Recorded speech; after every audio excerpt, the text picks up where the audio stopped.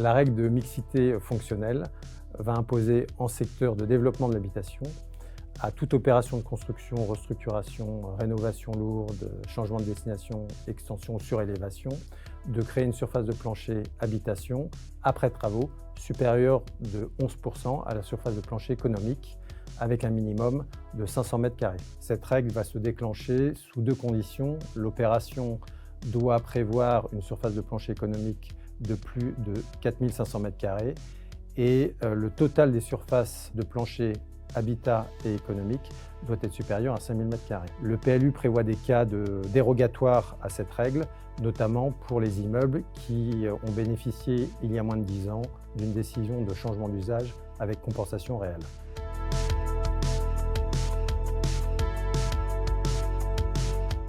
La règle de mixité sociale dans le futur PLU de Paris pose un objectif qui est d'augmenter la capacité de logement public par rapport au parc privé de logement et d'assurer une meilleure répartition selon les quartiers des logements sociaux. 3 zones vont être créées. Une zone non déficitaire en logement social qui va imposer tout de même 30% de logements en bail réel solidaire. Une zone déficitaire en logement social avec un taux de 35% de logement locatif social, ainsi qu'une zone d'hyper-déficit en logement social avec un taux qui va passer à 50% de logement locatif social. Il y a des exceptions à l'application de cette règle, notamment pour les projets qui ne prévoient qu'une surface de plancher d'habitation inférieure à 500 m².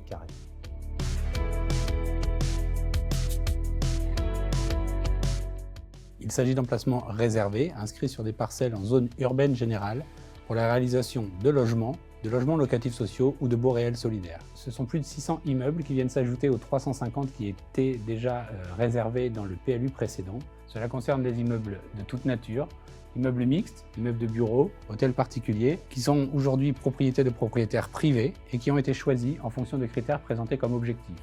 Leur taille, plus de 500 m², la capacité à maîtriser le foncier, et on préfère la monopropriété à la copropriété, la capacité technique pour être aménagée, le nombre de logements que l'on peut y réaliser et leur situation dans des quartiers déficitaires.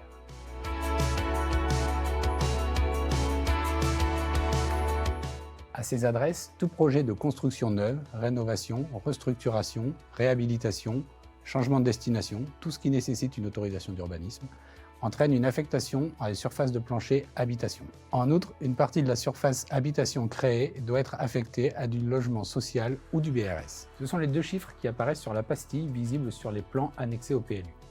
Le premier correspond au pourcentage habitation, le deuxième correspond au pourcentage minimal logement social ou BRS. Ces adresses font l'objet du droit de délaissement prévu par l'article L230-1 du Code de l'urbanisme, qui permet aux propriétaires d'enjoindre à la mairie de Paris de procéder à l'acquisition des immeubles concernés par un emplacement réservé.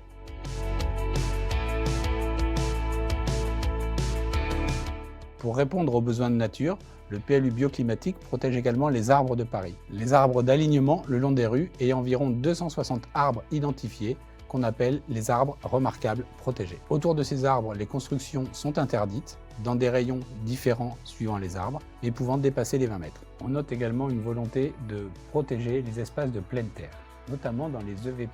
L'Atlas joint au PLU figera le dessin des EVP sur chacune des parcelles, alors qu'auparavant, on parlait de surface par parcelle, ce qui nous permettait de déplacer les espaces protégés.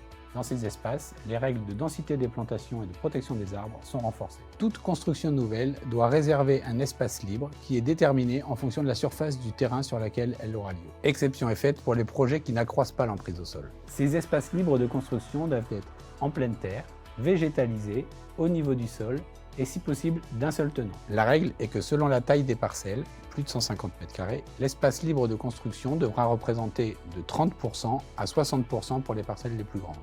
Ça aura pour effet de protéger les cœurs d'îlots, dont certains ont été classés en EVP. En raison de ces nouvelles règles, toute demande d'urbanisme déposée dès aujourd'hui risque de se voir opposer un sursis à statuer.